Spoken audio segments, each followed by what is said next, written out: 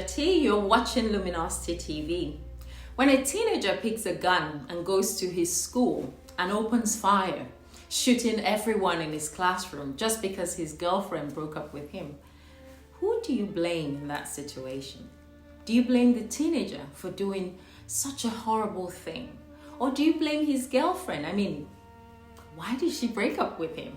Or maybe you blame his parents for not raising him to be a gentleman. Well, it could also be his teachers. I mean, they should have taught him that guns are dangerous. It must be the society for making guns accessible to a teenage child. But wait a minute, how about the government? They should have come up with the proper gun laws on who's allowed to use a gun and who's not. But then again, how about the manufacturer of that gun? What were they thinking?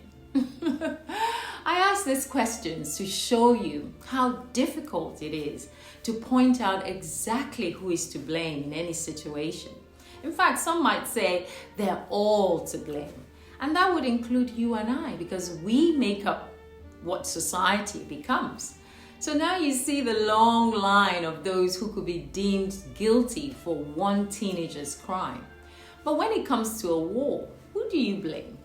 At the moment, there's a war going on and all our focus and our attention has been on it for weeks. And if I was to ask you, who's to blame for that war? I bet you'll quickly exclude yourself and say, it's not my problem. It's all the way in Ukraine. It's that Putin of a man. But for starters, we always isolate ourselves from any problem anyway. And then we apportion blame to others. We'll even discuss it in our living rooms, how terrible one person is in comparison to the other, or how horrible the country is in comparison to the other. We get drawn into the emotion of things. One week we can stand for Ukraine, and then they suddenly show us Ukrainians not allowing Black students get on the train. And then we say, these Ukrainians are racist. They're horrible. Maybe they deserve it. We never see the bigger picture, that for every war, we have all had a part to play in it. And that in any war, there are no winners. The moment countries decide to settle scores with the use of war, everyone loses. And we celebrate by mourning. This will be hard to believe, but we are all complacent. We are all responsible for the affairs of the world that we live in, both in our thoughts, in our words, and in our actions. In other words, whatever we condone or reject, whether we're hiding it in our minds or we're voicing it out verbally or we're acting it out through our actions, whether we're doing this consciously or subconsciously, that is what eventually plays out on a global scale as our reality. So you and I are forming our reality. So no incident is isolated. It's a collective buildup of our activities. The goods that our energy is producing is what our reality will eventually buy. You can't produce war and ask to buy peace. Let's think about it. The moment that we fashioned destructive weapons to use on our fellow human beings, it became obvious that it must be used at some point. So whether we want to justify harming our fellow human beings or whatever we say they've done to us is irrelevant. Who determines which individual can carry a weapon and who shouldn't? Who determines which country can have all the nuclear weapons and some countries shouldn't? In certain countries, they will say it's okay. And then in others, wow, you're not allowed to, like North Korea. Don't let the madman get his hands on any weapons. But ask yourself, when are they not all going to turn mad? The one thing that I've learned on my journey is that whatever you condone is automatically consent. I'll give you an example. There are some things that you can do here in London, but you can't try it in Saudi Arabia. Why is that? Because they don't condone it. So you haven't got the consent to do it. We've given our consent a long time ago to the idea of war, to human beings settling scores with weapons. When we decided to produce nuclear and biological weapons, we praise those countries that have them.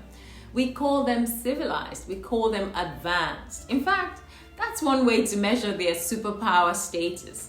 It's their economic and military capabilities. So we're all complacent when a war starts, whether it's the latest one or the one that was in Iraq, weapons of mass destruction. You remember that one? If you build the weapons, then automatically you've created an environment to use it. Who wants to create something that's just sitting there gathering dust with no need for it? Imagine creating all those vaccines and there's no pandemic. So when you get emotional about these things and your emotions are being manipulated to keep you in these lower vibrations of war and conflict, so that you can sit around and argue with your friends, I stand with this country or I stand with the other country. Whilst you're stuck in this vibration, you can't attract anything higher to yourself. You can't attract a vibration of love and peace because you're stuck in the energy of war and conflict. We already know that energy goes where attention flows. So what's got your attention right now? Is it war or is it peace? I remember many years ago when Mother Teresa was asked whether she'll march for war in Vietnam. She said, no, I'll only march for peace, because we must focus on what we want and not what we don't want, and live according to that. We've used all these negative expressions like protest and war, which gives the mind the idea about fighting. We talk about war and poverty, and yet people are still poor every day. War on drugs, and yet people are still using drugs. War on cancer, and then every day there's new diagnosis. How are we doing with these wars? But if our mindset is that of peace, then we will only engage in peaceful ways to resolve our conflicts with each other. So we are all to blame. We condoned war as a collective consciousness. We glorified the use of weapons to prove how powerful we are as a nation and as a continent. So it was inevitable that we will attract war to ourselves. So whilst you're allowing yourself to get emotional about this latest one, spare a thought for the millions of people who are homeless in Afghanistan right now. The Syrians who have constant assault on them every day with bombs and guns and all of that. Or the Iraqis who suffered for years because there was claims they had weapons of mass destruction. Where was your emotions then? Who were you supporting in your mind then? Do you see? We are all guilty. Religious fanatics will keep saying, let's pray for peace, let's pray for peace. Let's start with being peaceful by nature. Just like Mother Teresa, be that peaceful person. Don't just pray for it. If I have inner peace and you radiate your peaceful energy, who has time for war and conflict? So as we go about our daily lives, don't allow yourself to get dragged into the lower vibrations of war and get all emotional. Just like that teenager with the gun, we may not be the ones shooting, but we've all contributed to the outcome. Same way we can change the outcome and contribute to making this world a peaceful place just by our very nature. Bye for now.